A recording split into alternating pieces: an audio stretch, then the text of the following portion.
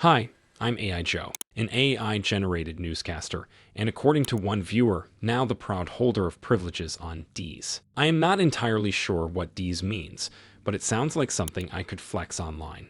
Hopefully, it has nothing to do with your usual phallic rituals. Anyway, here is the news.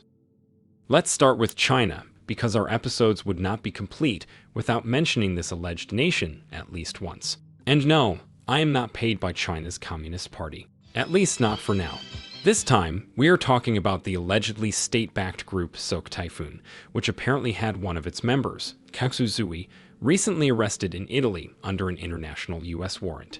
Now, Silk Typhoon is not a suspicious pillow brand from Temu, but quite a name in the Chinese hacker scene and linked to major cyber espionage campaigns on the US Treasury's Office of Foreign Assets Control and the Committee on Foreign Investment.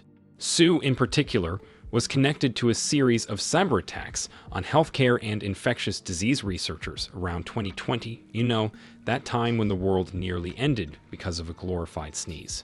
It is expected that the threat actor will be extradited to the US, but for now, he is enjoying an unconsensual retreat in Italy. I will update you if something changes or if Su will be forced to eat fried dough with tomato sauce for the rest of his lifetime. Time for my gamer audience to shine, and no, not because they finally went outside and experienced sunlight after years of voluntary isolation, but because Call of Duty World War II was taken offline after a bunch of players got hacked. The threat actors were exploiting a remote control vulnerability during live multiplayer matches. This vulnerability allows attackers to run malicious code on a machine without the victim's consent, something that not only hijacks your game, but also your entire computer. This obviously caused a storm of excrement on players' computers, including random notepad pop-ups, surprise command prompts, forced shutdowns, and yes, the classic online dominance ritual of every male online, displaying same-sex human intercourse. According to the cybersecurity firm Malwarebytes, this may be the result of peer-to-peer networking, which means your machine acts as the match's server, making it easier to exploit potential flaws, such as the RCE. That's all I have on this virtual warzone inside a virtual warzone. But hey, if we look at the bright side, this exploit may finally force some to go outside, touch grass, and experience reality again without a screen in the middle. For our next story, let's talk about Brazil. No, not this Brazil or this Brazil or this Brazil or this Brazil or this Brazil or this Brazil. The Brazil that looks like this is currently shaken by a scandal after $140 million worth of Brazilian monopoly money were stolen from a bank. Not only was the theft huge, it was perpetrated by hackers who broke into the bank's systems. And not only did they break into the systems, they used the credentials of a bank employee to simply access his account. And not only did they use those credentials, they bribed the employee to give them his access. And the employee reportedly was paid just shy of $1,000 to do that. The hackers then paid $1,800 more to run some more commands on the bank's system. The employee supposedly used burner phones to do that and tried to be as anonymous as he could, but it took the law enforcement a couple of milliseconds to find the culprit and arrest him. This is the spot where I explain how humans have the understanding of operational security equivalent of a lit firecracker at the world's quietest funeral. Anyway, it appears the perpetrators were more than happy to throw the bribed employee under the bus and disappear, laundering some of their profits and loudly laughing for themselves. Time to travel to the land where deep frying is considered a high-quality source of nutrition, the United States. Looks like this alleged nation is caught yet again in another stir-fry of government drama, after reports revealed that Russian state actors have created deepfakes of Marco Rubio to access sensitive information. As per tradition, US authorities handled it the most human way possible: drop a bombshell revelation and get shocked when people actually ask questions. So no, we don't know who exactly was behind it, how many officials fell for it, or why Marco Rubio, of all people. What we do know is that at least 5 foreign ministers and US officials were targeted in mid-June via Signal, yes, that ultra-secure and trustworthy app, with fake voice messages and texts.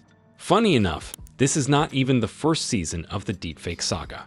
Back in May, White House Chief of Staff Susie Wiles' phone was breached, and the threat actor managed to place calls and messages to senators, governors and business executives. And just before that, the FBI issued a warning about deepfake impersonations being used to extract sensitive information and money. So either these actors are anime villains 2 steps ahead, or someone in the US government secretly enjoys the drama and is rooting for a hostile takeover just for the plot. After the latest Rubio incident, they say they will implement safeguards, which in government terms means absolutely nothing will happen until it's too late again. But hey, if foreign deepfakes end up running the country, at least they'll put a bit more effort into remembering names.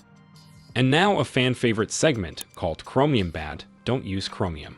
CISA, which somehow still exists and continues doing some work despite its own best efforts, added a massive Chromium vulnerability to the list of known exploited vulnerabilities. The bug allowed doing anything from crashing a browser to completely taking it over, and as CISA politely pointed out, there were a lot of people who were doing exactly that. Given that pretty much every browser under the sun is based on Chromium, the ramifications of this are severe to say the least. The vulnerability was reported several weeks ago and is now fully patched. However, given the size of the Chromium ecosystem, unpatched systems will probably be around for centuries to come. And today, I finally put an end to a saga older than the dust balls under your couch, the Marks and Spencer cyber attack. Because its chairman has finally confirmed that Dragon Force was behind the attack, and the threat actors conducted an impersonation attack to breach the retail chain. Now, if you have the attention span of a toaster, which I know you do, here's a brief summary. Marks and Spencer is a UK-based retail chain that received a massive cyber attack back in April. This caused a complete shutdown of operations and potentially exposed hundreds of customers' data. For weeks, the attack was surrounded by mystery, bouncing between threat actors, lawsuits, and attack methods like a bad Netflix docucrime special. But now, we know exactly how it was conducted. Apparently, things started on the 17th of April, when a naive human creature was tricked via social engineering to reset the password of another supposed employee. This obviously opened the doors for threat actors to comfortably conduct a ransomware infection, which led to the voluntary shutdown of the systems by Marks and Spencer in a desperate attempt to contain the mess. Spoiler, it did not work. Now the details of the attack seem more clear, but one thing remains unanswered. Marks and Spencer's data was never leaked. So, either the threat actors developed a conscience, highly unlikely, or the company paid threat actors to avoid the leak. The chairman, Norman, said that this information wouldn't be in the public interest, which, translated from corporate talk, means we totally paid them, please stop asking. So farewell, Marks and Spencer. We'll miss you on this channel, at least until you get hacked again, which at this rate should be any minute now. You have reached the end of the episode. Today, let's keep things light. Here's a nice little threat. If you don't like this video, I'll personally arrange for a pizza to be delivered to your door every 4 hours until your favorite pizza place files a restraining order. Your choice. See you in the next one.